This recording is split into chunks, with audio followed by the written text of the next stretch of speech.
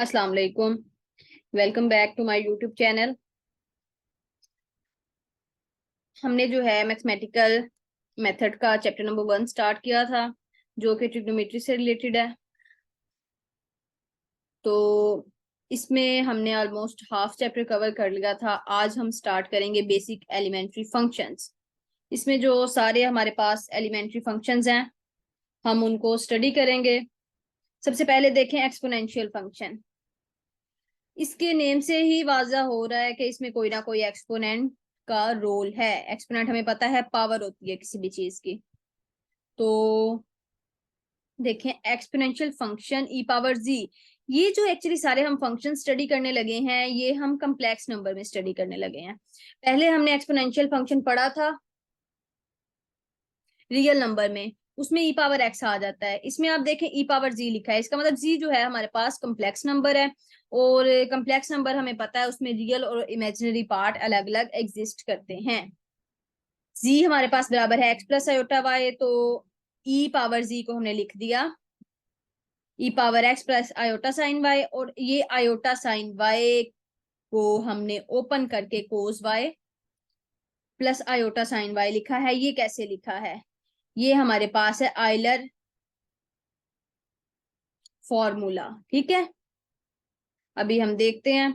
इसके बाद हमने एक्स को 0 पुट किया तो ई पावर आयोटा वाई किसके बराबर आ गई? ये चीज। ठीक है, for all real number y. Real number मतलब चाहे वो रैशनल हो चाहे इरेशनल हो, सबके लिए ये आइडेंटिटी जो है वो होल्ड करती है। वाई की जगह हमने पाई पुट किया तो हमारे पास क्या बन गई? E power iota y plus 1 is equal to 0।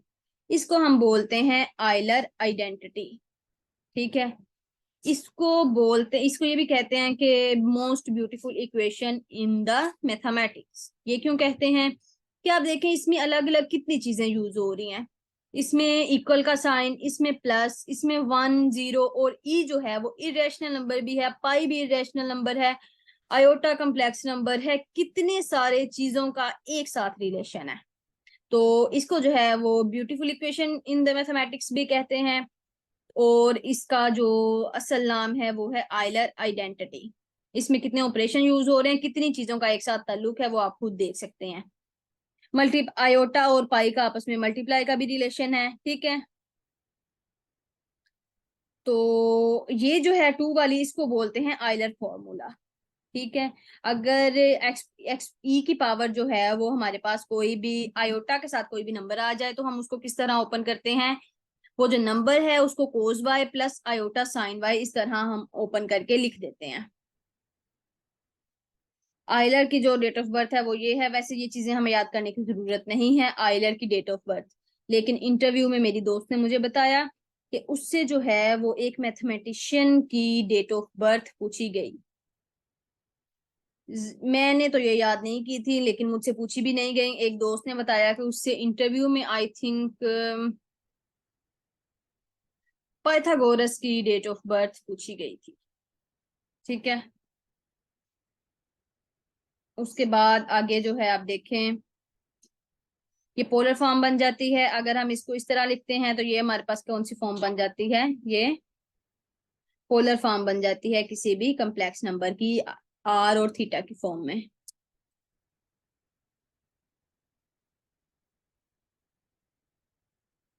इसी तरह हमें पता है दो नंबर्स मल्टीप्लाई हो रहे हो, सेम नंबर्स हो, उनकी बेस सेम हो तो उनकी पावर्स जो हैं वो ऐड हो जाती हैं। दो नंबर जो हैं वो डिवाइड हो रहे हो, उनकी पावर्स जो हैं वो क्या हो जाती हैं? माइनस हो जाती हैं, जी1 माइनस जी2। और ई पावर जी एक्सपोनेंशियल फंक्शन है, हमें पता है ये क्या है? ये एक पीरियोडिक फंक्शन है। ये अपनी वैल्यू को रिपीट करता है एक मखसूस वैल्यू के बाद। तो इसका जो पीरियड है वो 2 के पाई आयोटा है। इसका जो है वो इमेजिनरी पीरियड है। तो इमेजिनरी पीरियड का मतलब है कि इसमें कोई रियल पार्ट एग्जिस्ट नहीं करेगा, प्योर इमेजिनरी नंबर है। जस्ट इसमें आयोटा की फॉर्म में नंबर आएगा, जो कि ई पावर जी का हमारे पास पीरियड जो है वो 2 के पाई आयोटा है। ठीक है, प्रूव्स करने की हमें जरूरत नहीं है। उसके बाद नेक्स्ट हमारे पास आ जाता है ट्रिग्नोमेट्रिक फंक्शंस। ट्रिग्नोमेट्रिक फंक्शंस में हमारे पास हमें पता है साइन, कोस, टेन, सीकेंड, कोसीकेंड, कोटेंजेंट, ये सारे फंक्शन आ जाते हैं। तो ई की पावर माइनस आयोटा ये इसके बराबर है, हमने अभी पीछे पढ़ा आयलर फॉर्मूला से। और अगर माइनस में बात करें तो ये इसके बराबर है। दोनों को माइनस किया तो कोस वाई की वैल्यू आ गई, प्लस किया माइनस किया तो किसकी वैल्यू आ गई, साइन वाई की आ गई। इधर से हमने दो बेसिक फंक्शन की वैल्यू निकाल ली, इनको डिवाइड करके साइन ओवर कोस करके हम टेन की वैल्यू निकाल लेंगे, और इन दोनों का अलग अलग इन्वर्स करके हम सीकेंट और कोसीकेंट की वैल्यू निकाल लेंगे। ये इसकी वैल्यूज हैं, ये आपने याद करनी है। Cos y is equal to e power iota y plus e power minus iota y. ये कैसे निकालें ये मैंने आपको बता दिया। ये दो आइडेंटिटीज हमने ली हैं, आयलर फॉर्मूला लिया है, इन दोनों को हमने किया माइनस, तो हमारे पास साइन वाई की वैल्यू आ गई, क्योंकि कोस वाई की फिर कट हो जाएगी। इन दोनों को जब हमने किया प्लस, तो साइन वाई की कट होके कोस वाई की वैल्यू हमारे पास निकल आए। इन दोनों का अलग अलग इन्वर्स करके हमने सीकेंट और कोसीकेंट की वैल्यू निकाली। इन दोनों को डिवाइड करके साइन ओवर कोस करके हमने टेन की वैल्यू निकाली, और फिर टेन का इन्वर्स लेके हमने कोटेंजेंट की वैल्यू निकाली। तो उन्होंने कहा है वाई हमने यूज किया है, अगर हम कम्प्लेक्स नंबर की नोटेशन के लिए जी भी यूज कर लें तो उससे कोई फर्क नहीं पड़ता इस आइडेंटिटी पे।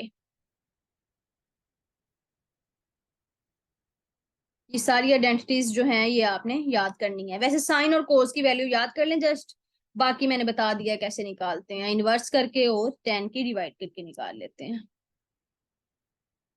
ये जिस तरह आइडेंटिटी उसमें हमारे पास होल्ड करती है रियल नंबर में sine square x plus cos square x is equal to 1, इसी तरह कम्प्लेक्स नंबर में भी ये आइडेंटिटी जो है वो होल्ड करती है। दी हाइपरबोलिक फंक्शंस, हाइपरबोलिक फंक्शन क्या है, उसकी वैल्यू जो है वो यही है, ई पावर जी माइनस, इन दोनों में फर्क है, साइन जी और साइन हाइपरबोलिक जी की वैल्यू में फर्क है, वो फर्क आपने खुद नोट करना है, ठीक है। तो इसकी भी साइन इस हाइपरबोलिक जी की इधर से आपने याद करनी है, और इधर से जो है वो कोस हाइपरबोलिक जी की आपने याद करनी है, ठीक है। तो बाकी जो है वो इन दोनों जो बेसिक फंक्शन है इनसे आपने ड्राइव कर लेनी है वैल्यू।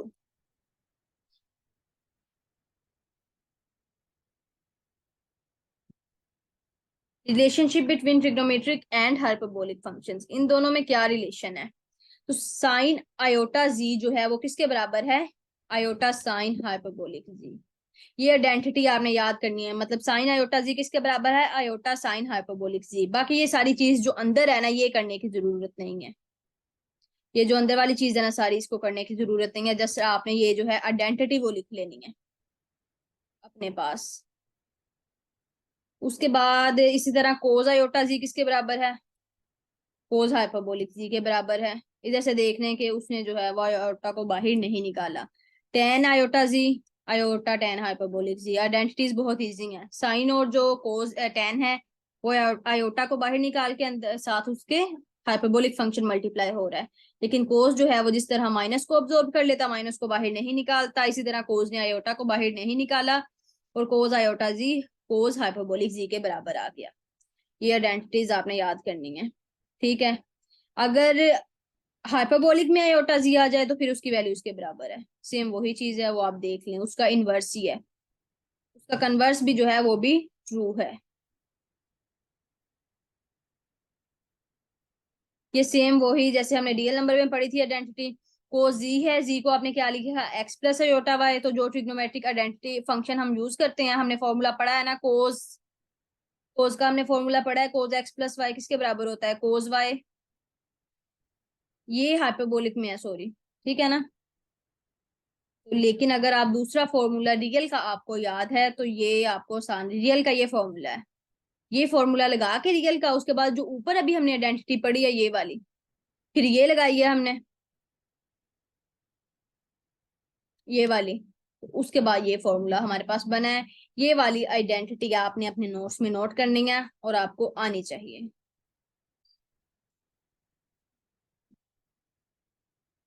ये सेम वही है जो जैसे हमने पढ़ा था, ठीक है। जो चीज सेम है ना, जैसे ये चीज रियल और उसमें सेम है, मैं आपको एक बात बता दूं, ये चीज रियल में और कॉम्प्लेक्स में सेम है। तो जहां आपने ये चीज ये आइडेंटिटी रियल में लिखी है ना, हमने फर्स्ट ईयर में ये आइडेंटिटी पढ़ी है, रियल में लिखी है, तो आप उसके साथ लिख लें this is hold for both real and complex number, तो आपके लिए आसानी रहेगी। उसके साथ जस्ट इतना लिखना है this is hold for real and complex numbers. क्योंकि नोट्स को शॉर्ट से शॉर्ट मजीद आपने बनाना है, तभी आपके लिए जो है वो रिवीजन में आसानी होगी। ये सिंपल चीजें हैं, आइडेंटिटीज हैं, ये सारी याद करनी। ये तीनों वही हैं जैसे अभी मैंने बताया, same as real and also in complex. ये दोनों, ये तीनों आइडेंटिटीज जो हैं, चार हैं बल्कि, एक अभी पहले पढ़ी है, तीन ये, तो ये सेम रहती हैं रियल और कम्प्लेक्स में, इससे कोई फर्क नहीं पड़ता। डबल एंगल आइडेंटिटी भी सेम है, ये चीज भी हमने रियल में पढ़ी है, ये चीज भी सेम है। तो ये सारी identities as it is real में और एज इट इज इनको आपने क्या करना है, कम्प्लेक्स में ले लेना है। सारी वही आइडेंटिटीज हैं जो हमने ट्रिग्नोमेट्री में चैप्टर फर्स्ट ईयर में पढ़ी हैं, ट्रिग्नोमेट्री के पोर्शन में सारी आइडेंटिटीज वही हैं। ये सारी आपने अगर रियल में याद की हैं तो आपको इसको जो है वो इसमें याद करने की जरूरत नहीं है, ठीक है। उसके अलावा ये बाहर की कुछ आइडेंटिटीज हैं वो आप देख लें कि अगर पूरे पे अप्लाई हो रहा है तो वो अंदर अप्लाई हो रहा है। इसी तरह ये तीनों में फंक्शन में सेम है। और साइन माइनस को बाहर निकाल देता है, कोस अब्जॉर्ब कर लेता है, टेन भी माइनस को बाहर निकाल देता है, जैसे रियल में वैसे ही कम्प्लेक्स में।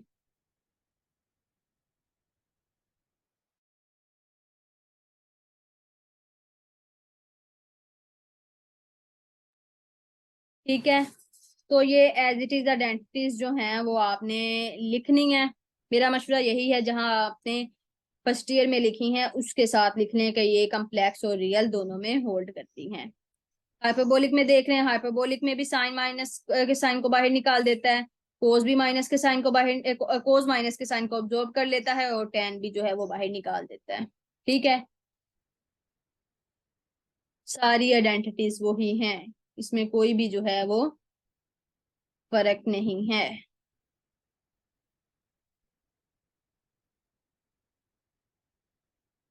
यहाँ तक किसी को कोई क्वेश्चन है तो वो पूछ सकता है।